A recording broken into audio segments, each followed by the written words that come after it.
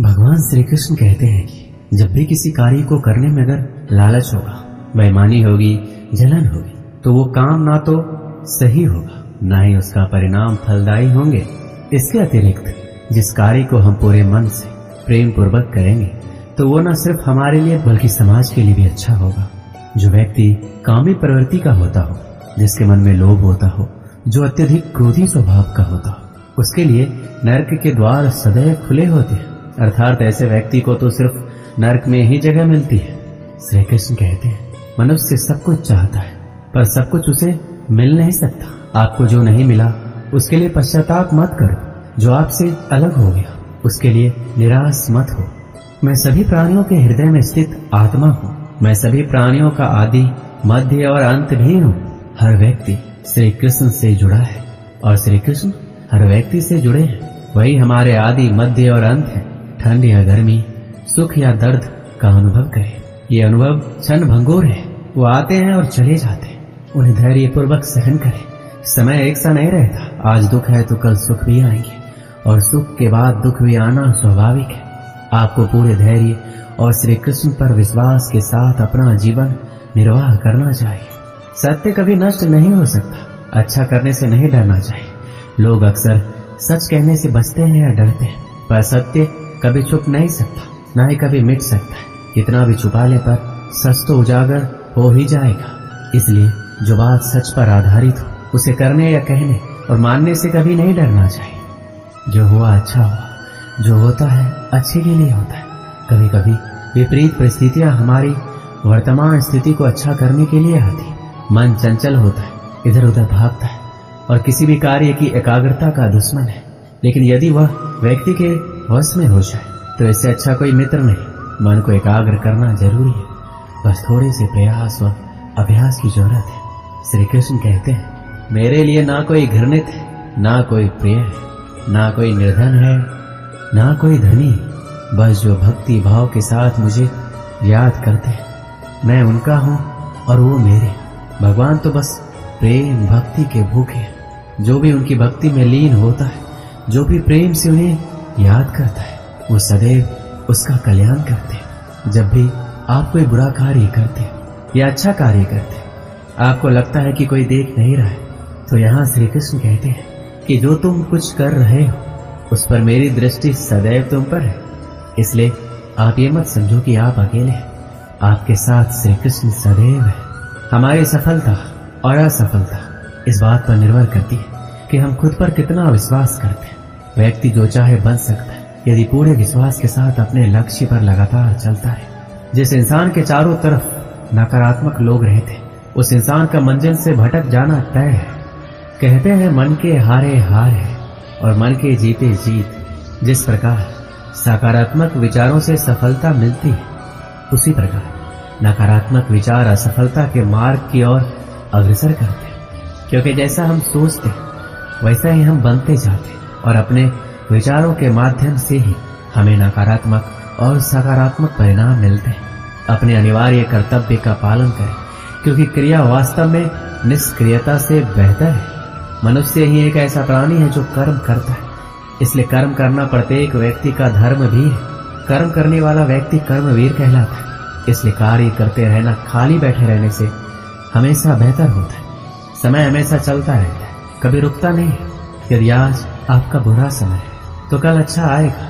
इसलिए आप बिना किसी स्वार्थ के सिर्फ कर्म कीजिए, फल समय खुद देगा। ना तो समय रुकता है, ना ही एक सा रहता है, ये हमेशा बदलता है। सुख के बाद दुख, दुख के बाद सुख का आना अनिवार्य है। इस पर हमारा कोई वश नहीं है, लेकिन कर्म पर हमारा वश जरूर है। इसलिए सिर्फ कर्म कीजिए, वो भी बिना चिंता किए। समय आने पर फल अवश्य मिलेगा। जो अज्ञानी व्यक्ति होता है वो ये गलतफहमी पाल लेता है कि मैं करता हूँ, सभी कार्य मेरे द्वारा किए जा रहे हैं, उसमें अहंकार घर कर लेता है।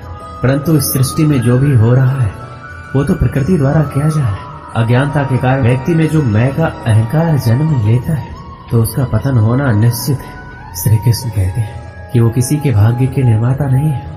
व्यक्ति खुद ही अपना भाग्य लिखता है। आप जैसा बीज बोएंगे आप वैसा ही फसल काटेंगे। आप जैसा कर्म करेंगे आपको वैसे ही परिणाम मिलेंगे। यदि विद्यार्थी मन लगाकर पढ़ाई करेंगे तो परीक्षा में सफल होंगे। इसलिए हर व्यक्ति का भाग्य तभी बदलेगा जब वो ऐसे कर्म करेगा। पृथ्वी, जल, अग्नि, वायु, आकाश, मन, बुद्धि और अहंकार, ये मेरी प्रकृति के 8 विभाग हैं। जो कुछ भी है वो वर्तमान में है। जो बीत गया है वो नहीं आएगा, और जो आने वाला है उसकी चिंता नहीं, बल्कि खुले हाथों से वर्तमान का स्वागत करें। श्री कृष्ण कहते हैं, मन उन लोगों के लिए दुश्मन की तरह काम करता है जो इसे नियंत्रित नहीं करते, और जिसने अपने मन को जीत लिया है उसके लिए मन सबसे अच्छा मित्र है। क्रोध में इंसान भ्रमित हो जाता है, और भ्रम से बुद्धि व्यग्र हो जाती है, और अपने गलत फैसले के चलते उसका पतन शुरू हो जाता है। खुशी मन की वो अवस्था है जिसका बाहरी दुनिया से कोई लेना देना नहीं है। कोई भी व्यक्ति जो अच्छा काम करता है उसका कभी भी बुरा अंत नहीं होगा, चाहे यहाँ या आने वाले संसार में। श्री कृष्ण कहते हैं, तुम अपने आप को मुझे अर्पित करो, यही सबसे उत्तम सहारा है। जो इस सहारे को जानता है वो भय, चिंता, शोक से सर्वदा मुक्त है। इच्छाओं में कमी ही सुख की कुंजी है। उम्मीद ही आपको रिश्ते में कमजोर बनाती है। उम्मीद का जन्म आपके मन में ही होता है। शांत, नम्रता, मौन, संयम और पवित्रता ये मन के अनुशासन है, जिसे तुम अपना समझकर मग्न हो रहे हो। बस यही प्रसन्नता तुम्हारे दुखों का कारण है। कर्म मुझसे नहीं चिपके रहते, क्योंकि मैं उनके परिणामों से जुड़ा नहीं हूँ। जो लोग इसे समझते हैं उसका अभ्यास करते हैं, वो स्वतंत्रता और खुशी से रहते हैं।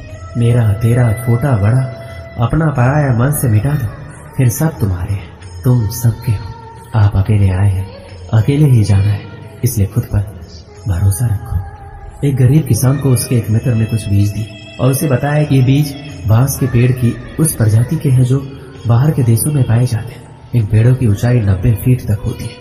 किसान ने वो बीज अपने मित्र से लिए और उन्हें अपने खेत में बो दिए। उन्हें आशा थी कि जिस दिन वो बांस के ऊंचे पेड़ बन जाएंगे, उन बांसों को बेचकर वो अच्छी आमदनी करेगा और उसका परिवार एक अच्छा जीवन जी पाएगा। वह उन बीजों को पानी देता, देखभाल करता, रात में भगवान से प्रार्थना करता कि उसके सपने पूरे हो जाए और इन बीजों से 100% परिणाम मिले। वह रोज अपने खेत में जाकर देखता कि बीज अंकुरित हुए हैं या नहीं, लेकिन उसे उनमें कोई भी परिवर्तन दिखाई नहीं पड़ता। इस तरह 1 वर्ष बीत गए, लेकिन उन बीजों से अंकुर नहीं फूटे। अन्य बीज समानतः 1 सप्ताह में अंकुरित हो जाते थे और कुछ महीनों में ही फसल आ जाते थे। उस फसल के द्वारा ही किसान के परिवार का भरण पोषण होता था। किसान सोचा करता कि इस तरह आज तो उसका गुजारा चल सकता है, लेकिन उसके सपने पूरे नहीं हो सकते, न ही उसका भविष्य संवर सकता है।